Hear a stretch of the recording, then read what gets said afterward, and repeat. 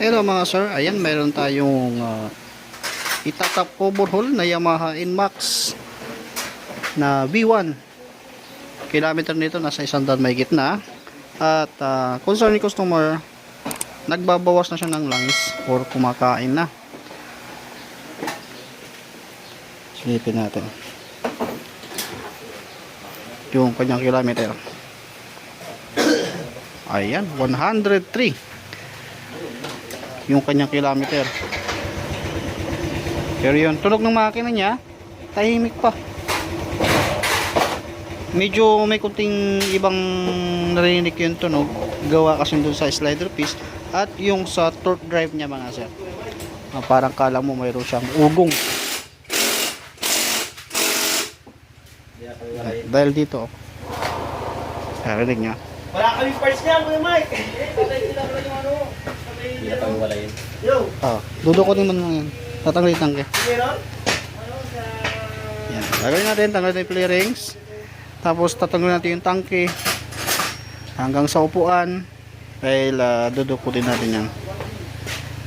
Papalit tayo ng block, piston ring, mga gasket, tapos ano pa yung makikita natin. At yung torque drive bearing. Kasi sumasabay sa ingay pagka pinupull rib mo. Yun yung gagawin natin dito. Kakasklasin muna natin yung kanyang play rings mga to. Medyo maraming torniluhan lang to.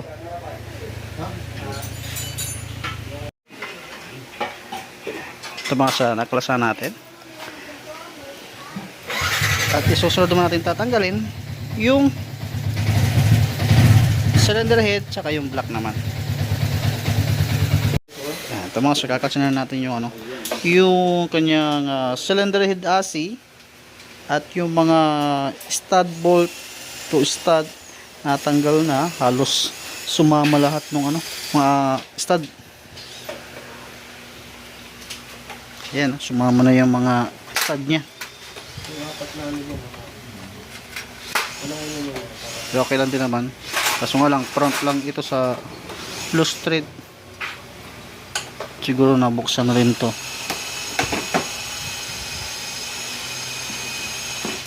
Minsan din kasi mga sir, binabaliktad nila para mailubog ng diretso to. Minsan kasi ito nagkakaproblema. Loose thread, ganyan.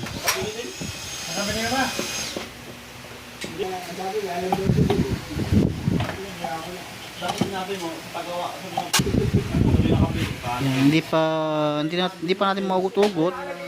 Gawa kasi ng isa yung stud na naiwan at isa pa walang washer kasi yung stud niya. Ngayon nung tinurnilyo yung mismo pinaka sink nung ano ito to sa loob yan dyan ay nag-compress kaya dumikit dun sa ano niya, nabuksan na to. Siyempre sa sobrang tagal din naman na tong unit.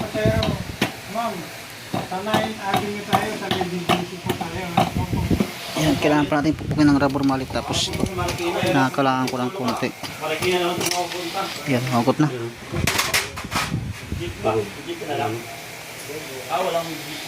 Ayan.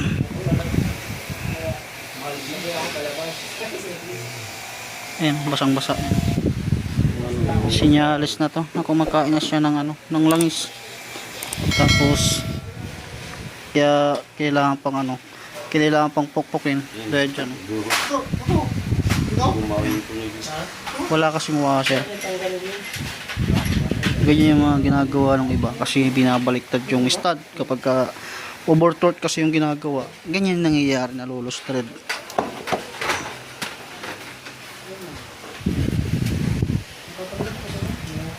Tapos yung ano ito meron siyang mga aribaba tapos tabingi na siya ito yung bilog, hindi siya nakasintro, mukhang siguro pinamotion shop to.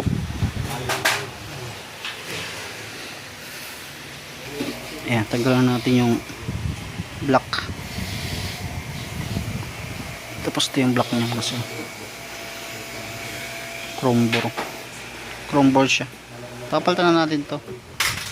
Tapos pag nag-check din ako nito mga sir, kahit nasabihin nyo nang walang gas-gas pa yan, kaso sa sobrang tagal na nung unit, ginagawa ko dyan, ganito yung ginagawa ko, dinadampi ko yung daliri ko dito, tapos mararamdaman nyo yung pinakabakas dyan, parang meron ng mga parang bukol-bukol or oblong na sobrang tagal. Kaya panahon na rin to na kailangan magpalit. Yan, tapos wala na yung kon dito. Kaya papalitan na natin to. Piston niya yan.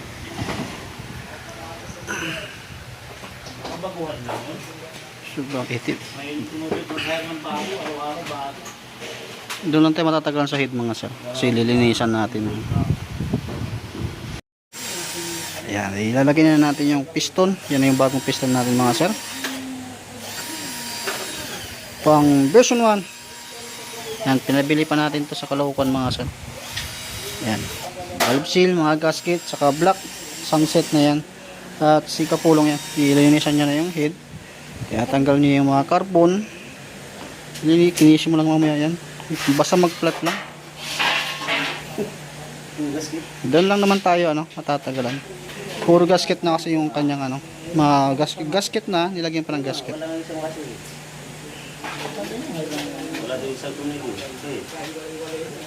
Yung isang walang tornilyo, hanapan nyo doon. Basta hindi putol. Nabuksan na yan. Kasi mayroon ng mga palatandaan. Tsaka matagal na rin kasi yung unit. So aggregate nyo lang yung paglalagay ng mga ring.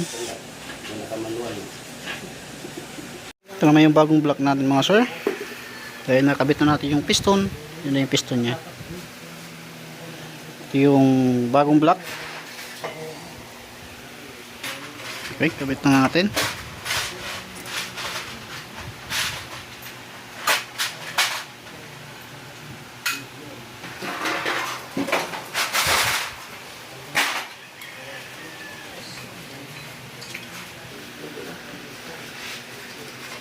At yun naman yung base gas, cylinder gasket natin. Pag bago, huwag nyo lalagyan ng sealant.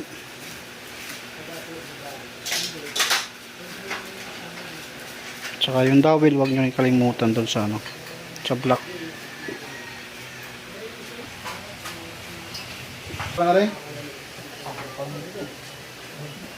Yan, di sa head lang tayo medyo may katagalan na.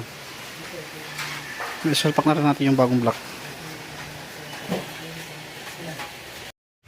Tapos na tayo sa pagkikinis, pag-refacing dun sa head. Grinding compound naman to. Grinding compound naman to. Saka hugasan uli ng gasolina. Saka papalit tayo ng valve seal.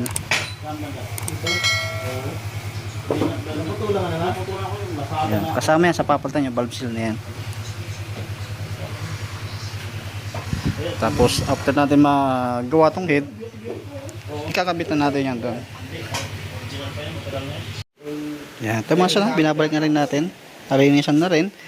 Napala na ng 4 na valve seal. Ito yung mga pinalitan natin, mga 4 na valve seal. Yan, kinakabit na lang yung rocker arm. Yan, dahil itong head niya mga sir, meron siyang BBA rocker arm.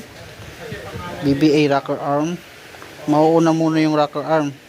Saka nyo ihuli yung yung camshaft, kasi ilulungat nyo ng konti yung kasi may spring yan, saka nyo siya ipapasok.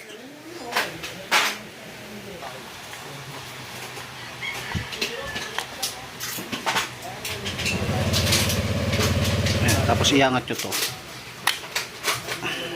Ano ba? Ayan. Ayan. Tapos yung exhaust na lang. Exhaust. Daling kabit lang yan.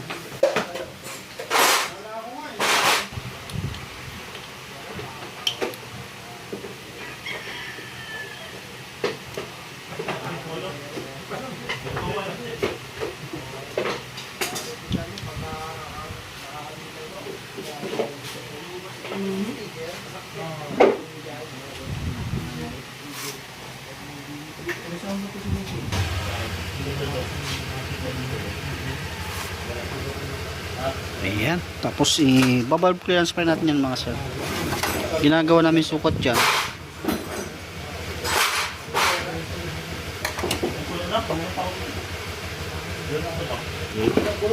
Gagawin natin yung pansukat 10 saka 22 para hindi masyadong malagitik. Ayan, okay na to. Valve clearance na lang. Tapos kakabitan natin yan doon. Ito mga sir, ilagay na natin yung cylinder head. Medyo nahirapan tayo dito. Wala kasing washer. Yan, balik na natin lahat ng stud, yung mga tinanggal. Tatapdid natin yan dito, tapos dito. Ito mga sir, pinapaandar na natin. Na-observe na natin para makita natin yung kung may leak at yung narinig yung tunog nanggagaling yan sa sa CVT mga sir, kasi yung male na torque drive female pala, maluwag na pala, kaya yung torque drive na kasama sa mga sinabi ko na papalitan hindi muna naikabit dahil bibili muna ng female na torque drive kasi sumasayaw na. Tapos pagka tinanggal mo yung spring at ginano mo yung torque drive, gumagalaw. Pero sa makina wala tayong problema dyan mga sir. Kaya lang din naman tayo na pabukas ng makina dahil nga nagbabawas na siya ng tangis. Kita naman natin doon sa video kanina na nagbabasa na yung piston tsaka yung doon sa carbon deposit nya. Ayan, i-observe natin kasi pag siya mga sir, kailangan mo talagang pababain yung coolant kasi mag-a-appear yung overheat sa panel. Tapos i-diagnose pa yan after ng checking, finalize. Ayan na, upuan na lang yung kulang. Tapos painitin pa natin para mapasingaw natin yung hangin doon sa radiator, kasi hindi siya tulad niya ng Honda na mabilis lang. Ito pasisingawin mo pa talaga, kaya pa iinitin mo natin, kasi pag di natin ginawa yun baka baan si sir may ito mag-a-appear yung overheating sign.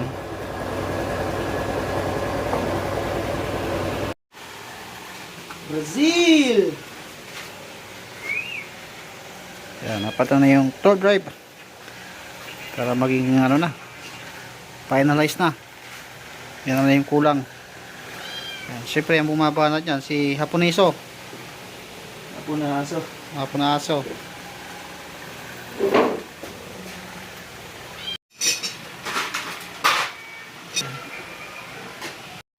Ito na yung tunog ng motor ni sir ngayon, parang bago na uli.